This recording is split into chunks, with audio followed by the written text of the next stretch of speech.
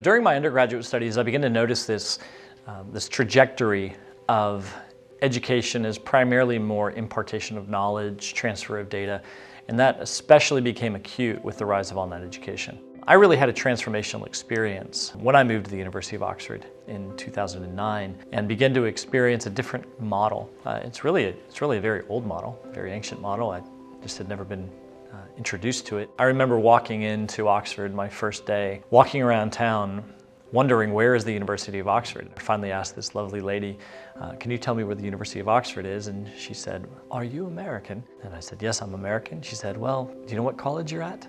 And I explained that I was studying at Wycliffe Hall. Oh, so you're a seminarian. And right away, I began to understand that there's a difference between going to the university and getting a degree, my doctorate, and college, which is where your formation takes place. The university is there to provide all of the resources necessary for that kind of information, data transfer, an unbelievable library in the Bodleian Library. Professors who can walk in with black flowing gowns and robes and give you a 2-hour lecture that's the best in the world, but then turn around and walk out. It was really in college with my tutors and my faculty sponsor, Marcus Bachmiel, my supervisor, that I began to understand the power of the tutorial system.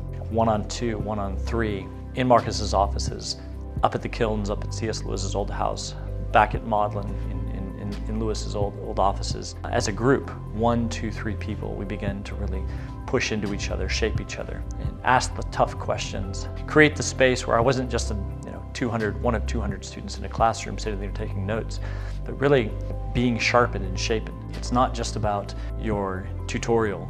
It's also about sitting with John Lennox at Wycliffe Hall and discussing religion and science, and sitting with Tom Wright, having the opportunity in the space, life on life, person to person, to shape and form each other. Frankly, that's where my soul was formed. When we talk about being an alma mater, the mother of your soul, really the university is there to shape your soul. Increasingly, it's not shaping people's souls. What we can do in the Oxford tutorial model is we can really create a space where that kind of formation and flourishing happens.